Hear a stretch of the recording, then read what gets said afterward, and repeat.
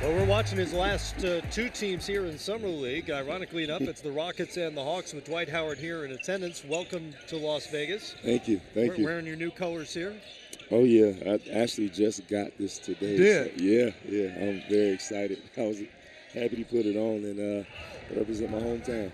Yeah, your hometown team. And there were always two camps when I talked to people around the NBA who linked you to the Hawks, some of which thought that you would be the perfect fit with the Hawks, that it made perfect sense for you to come there. A lot of folks didn't think you wanted to come home, which a lot of players don't. They don't want to necessarily play in their hometowns. Oh, wow. Well, I just thought the timing was perfect. You know, I think I'm in a really good place in my life, and I'm able to play at home. You know, I think it's very tough to go and play at home, but I think from a mental and a spiritual standpoint, you know, I think I'm at a great place in order to be able to play with the pressures of being at home.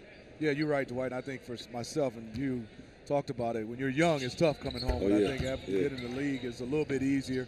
But talk about the basketball fit that you saw, why you chose the Atlanta Hawks that would match your game, and where can you take them to the next level? Oh, well, I really like the coach. I think he's an excellent coach, and his style was one thing that, you know, I really liked before I made the decision to go to Houston. I told him that I really liked him, you know, as a coach.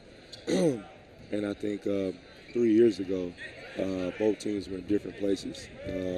And I was in a different place. But now, like I said earlier, I'm in a great place mentally, and I'm looking forward to getting out there and playing. You know, I think with me being on the Hawks, I'll be able to just be myself, you know, and I'm just excited, you know, really. I'm just happy to be home. We know the one area as far as rebounding the basketball, you're going to do that, and that's the area where they kind of struggle a little bit. But in Bud's system, they let the bigs shoot threes sometimes. So as you talked about, let Dwight shoot some threes in this offense. Well, look at the smile you had.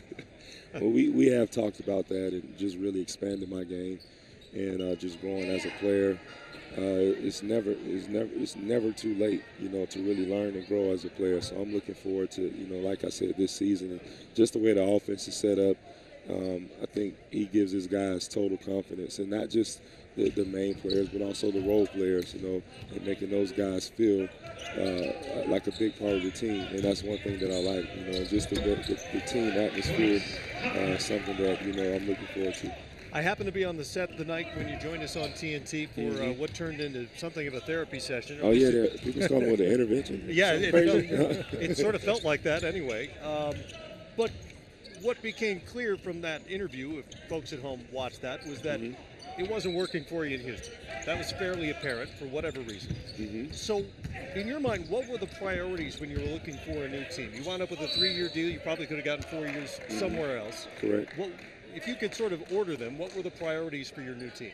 I really just wanted to be home, to be closer to my family. My grandma's getting up in age, and she hasn't really had a chance to come to some basketball games, so I really wanted her to be able to come out and see me play, be closer to my kids. And that was the first thing. The second thing is with basketball, you know, just the system. You know, I really like the style that the Hawks play with. And also, like I said, the coach. You know, I think he's an excellent coach. He's one of those coaches that's going to really motivate you, but at the same time, he's going to push you to be the best you can be. So you know, that was the biggest reason right there. Well, some of the players talk about who's some of the players that really talk to you about coming to Atlanta. And my second question, how are you feeling physically? Well, okay, the first one, I've talked to Bazemore, I've talked to Tim Hardaway, and I've also talked to Paul. And, you know, those guys are excited and happy, and, you know, they're just telling me about the atmosphere and stuff like that. But I kind of got that from just talking to Bud, you know, just how he is as a coach. And, you know, Darwin Ham was a coach of mine in L.A., and he's a coach for the Hawks now. And, you know, he was telling me about everything that they do there. And, you know, I was really excited about that. Physically, I took about 5 days off. That's it? Yeah, after the season, I went to Mexico. I know Charles and those guys were talking about going fishing in Cancun. I actually went fishing. So I had a good time fishing. But, you know, after those 5 days, I went back to Atlanta. and I got in the gym, and I've been working ever since. By the way, I've been handed this note. You were 5 of 54 from three-point range over your 12-year career. 5 of 54? 5 No. of 54. Well, I think those 54 were just me throwing them up from the other end. They still count. When I actually shot them from the three-point line, I think my percentage was really, really good. Yeah, you know, I've been saying but the 5 of 54 is not real. I don't remember. If I take 54 shots. That seems like a lot to me, that's but that's a lot. what the number says. No way. I'm not rolling. By the way, I've been saying for years that the shots beyond half court should not count, so you wouldn't have guys pretending not to get the shot off at the end of the quarter. Why shouldn't they count? It shouldn't count for your shooting If percentage. you shoot it, it should count. No, not for the points. It should count for the points if you hit it. It shouldn't count against your shooting percentage if you don't hit it. Okay. Well, That way you wouldn't have the fake hesitation. If you don't want to get the shot up, pass it to me. I'll shoot it. Well, that was going to lead me to my next point.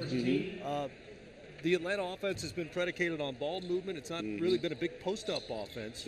What do you see as your role offensively? I don't think that's necessarily the case with this team. You know, after playing against these guys, you know, you seeing Al.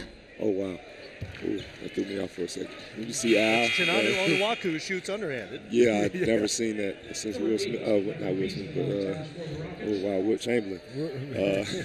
But in the offense they had, you know, you would see a guy like Paul Millsap running the floor, getting those deep duck ins, and so would Al Horford. And I think that was one of the things that I thrived off of in Orlando was getting those early post-ups, those early seals, and being able to score in transition. Okay. Have you ever considered this, by the way, the underhanded? Have I tried what? The underhanded free throw. No. Onuaku shot 59% at Louisville last year, shooting underhand. That's amazing. I'm very happy for him. Sound like you won't be trying that, Dwight. Yeah. I've been working on just my overall game this summer, and I'm going to come back, you know, with a different mentality. Change my number. Did you? Yeah. What do you know? You gonna reveal it right now? You can't tell us. I can't tell you. Please don't let it be something like 96. Nah. You know, way up there. Like that's the year too you were crazy. born or something? 70, 78. Nah, it has a great meaning to it. You know, I sat down with my pops and you know, I told him what it was, and at first he was kind of skeptical, and then I explained to him what it meant to me, but what it meant biblically, and also what the number itself, you know. And I think for me, it's a new beginning. You know, it's a fresh start, and I'm looking forward, you know, to it. It's very, very cryptic. I'm glad will you be revealing the meaning of the number and the number? You'll have to reveal the number, obviously, at some point. Yeah. Will you be telling everyone what the meaning is, or are you going to keep this to yourself? I will. Okay, all right. No more therapy sessions on TV. No, oh my God. After that, I thought it was really good and fun, but after that, you know, I was getting so many messages and people coming up to me on the street saying, "Hey, man, we saw your intervention," and I'm like, oh. I got to say, it's unlike anything I've ever done on TV before, but I didn't realize how many people were paying attention and how significant they thought it was until after the fact. Yeah, and actually, you know, like I said, a lot of people were hitting me up on Instagram, and there was a person hit me up on Instagram. It's like, "Man, I hated you before I saw your interview." And I'm like, "Why would you hate me?" But you know, it was just good to see. You're making friends. Welcome home. Thank you so much. Welcome home. Dwight Howard, everybody. Three-time Yes, Defensive Player of the Year and new Atlanta Hawk with a number yet to be Let me see. announced. He might have it on his wristband. Nope. It's got to be somewhere. I'm gonna check. Actually, nothing. It's Houston 26, the Hawks 24. Our thanks to Dwight. And we're back from Vegas after this. I'll guess the number.